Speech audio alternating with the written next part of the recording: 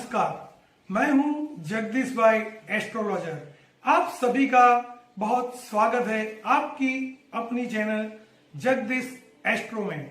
आज मैं बात करूंगा नौकरी हो या व्यापार धंधा, इसमें अगर लगातार मंदी चल रही है तो कौन सा उपाय करने से उसमें तेजी आ सकती है, बरकत आ सकती है। जीवन में आप जितना भी आगे बढ़ने की कोशिश करते हैं, लेकिन आपको अगर किस्मत साथ नहीं देती है, आप आगे नहीं बढ़ सकते। किस तरह से ढूंढे किस्मत कहां से रूठी हुई है, किस तरह से ढूंढे कि भाग्य कहां से सोया हुआ है। आप ये सब आपकी जन्म कुंडली से जान सकते हैं। आप आपकी सोई हुई किस्मत को भी जगा सकते हैं और अपने भाग्य के ग्रह को भी पहचान सकते हैं। जरूरत है आपको सही जानकारी की। ये बात मैं आज के वीडियो में बताने वाला हूं। आपको जब भी लगे कि किस्मत आपकी रूठी हुई है, भाग्य आपका साथ नहीं दे रहा है, तो आपको क्या करना चाहिए, ये जानकारी मैं आज आपको बताने वाला हूं। इसलिए आप इस वीडियो को अंत तक जरूर देखें और अगर आपने इस चैनल को सब्सक्राइब नहीं किया है तो कृपया तुरंत करें और बेल आइकन बटन दबाना ना भूले। इससे आपको नई जानकारी वाले वीडियो के नोटिफिकेशन तुरंत मिलते रहेंगे। व्यक्ति की किस्मत जब रूठ जाती है तब सभी जगह पर दिक्कतें आनी शुरू हो जाती है। व्यक्ति अगर नौकरी कर रहा है तो नौकरी छूट जाती है और अगर नौकरी चलती रहती है तो उनके बॉस से उनकी बननी बंद हो जाती है। कई बार ऐसा भी होता है कि उनके साथ जो सहकर्मचारी होते हैं वो भी उनको दिक्कतें देना शुरू कर देते हैं। और व्यापार धंधे की बात करें तो व्यापार धंधा आप बहुत अच्छी तरह से करते हैं, अपना पैसा भी इसमें लगाते हैं, ग्राहक के साथ अच्छा व्यवहार भी आप करते हैं, फिर भी व्यापार धंधे में मंदी आ जाती है। और अगर व्यापार चलता है तो उसमें पैसे में बरकत नहीं आती है। ये सब निशानियां होती है कुंडली में दोष उत्पन्न होने की। पहली बात करते हैं, जो लोग नौकरी कर रहे हैं और उसमें उनकी किस्मत, उनका भाग्य साथ क्यों नहीं देता है, उनकी क्या वजह हो सकती है। नौकरी चाहे प्राइवेट हो या सरकारी, आप सभी के लिए एक बात कॉमन है, नौकरी के लिए दो ग्रह का मजबूत होना, शुभ होना बहुत जरूरी है। पहला ग्रह है सूर्य और दूसरा ग्रह है गुरु। सूर्य नौकरी करने वालों के लिए सबसे महत्व का ग्रह है। जन्म कुंडली में या गोचर में सूर्य अशुभ है तो आप अपने बॉस को बिना बात किए आप बुरे लगने लगते हैं। अशुभ सूर्य चलती नौकरी को भी रोक देते हैं। अशुभ सूर्य की वजह से इंसान अपने आसपास के लोगों में भी बुरा लगने लगता है। अगर आपका सूर्य अशुभ है तो आपकी नौकरी को बिना वजह से ना चाहते हुए भी छोड़ना पड़ सकता है। आपने अगर कोई दूसरी अच्छी नौकरी के लिए पहली नौकरी को छोड़ दिया है तो आपको दूसरी नौकरी भी सूट नहीं होती है, या आपकी ट्रांसफर हो जाती है तो जहां ट्रांसफर होती है वहां पर भाई आप चैन से नौकरी नहीं कर सकते, परेशानियां बढ़ जाती है।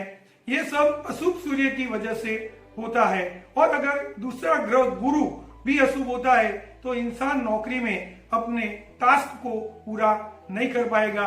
उनको जो भी काम दिया जाएगा वो काम वो ढंग से पूरा नहीं कर सकेंगे।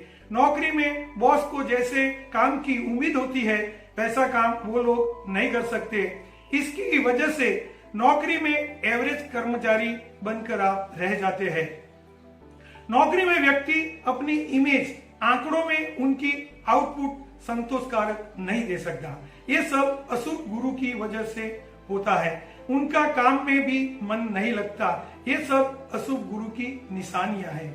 जिन व्यक्ति को सूर्य अशुभ होने की वजह से नौकरी में दिक्कतें आ रही है तो सूर्य को शुभ करने के लिए आपको 11 रविवार तक एक तांबे के लोटे में गेहूं भर के ऊपर गुड़ रखिए और उसको किसी भी मंदिर में, इसमें भी अगर जो लक्ष्मी नारायण का मंदिर हो तो बहुत अच्छा रहेगा, रविवार के दिन श्रद्धा से उसे मंदिर में रख के आइए। इससे आपका सूर्य शुभ हो जाएगा और आपकी नौकरी में जो दिक्कतें आ रही है वो समाप्त हो जाएगी। जिनकी नौकरी अच्छे से चल रही है, कोई दिक्कतें नहीं है, उन्हें ये उपाय करने की जरूरत नहीं है, वरना उपाय उल्टा पड़ सकता है। ग्रहों का भी एक ग्रुप होता है, वैसे सूर्य का भी एक ग्रुप है। इस ग्रुप में सूर्य के अलावा चंद्र, मंगल और गुरु ग्रह भी है। ये 4 ग्रहों का ये ग्रुप है। ये 4 ग्रह एक दूसरे को हमेशा सपोर्ट करते हैं। जैसे कि अगर आपका सूर्य अशुभ है तो आपको चंद्र, मंगल और गुरु शुभ होने के बावजूद भी आपको वो सपोर्ट नहीं करेंगे। अशुभ मंगल की वजह से आप अपने काम में अनबने ढंग से काम करने के लिए प्रेरित होंगे। अशुभ गुरु की वजह से आप अपने काम को फिनिश नहीं कर सकेंगे और अशुभ चंद्र की वजह से आप डर में आकर अपना काम खराब कर सकते हैं। आपको मंगल को शुभ करने के लिए गरीब लोगों में मिठाइयां बांटनी होगी। चंद्र को शुभ करने के लिए आपको हर सोमवार के दिन शिवलिंग पर गाय का दूध चढ़ाना होगा और आपको मैंने मंदिर जाने को कहा है। मंदिर जाने से आपका गुरु ग्रह भी शुभ हो जाएगा। ये सब एकदम सरल उपाय है। आपकी नौकरी में कोई चिंता या बाधा आ रही है तो वो दूर हो जाएगी।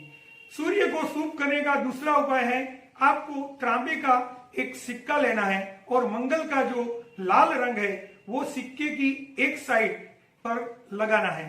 नेल पेंट भी लाल रंग का लगा सकते हैं और उनको लाल रंग के कपड़े में लपेट दीजिए और उसको अपनी वर्किंग बैग में रख दीजिए या वर्किंग ड्रॉअर में रख दीजिए या आप उसे अपने पॉकेट में भी रख सकते हैं।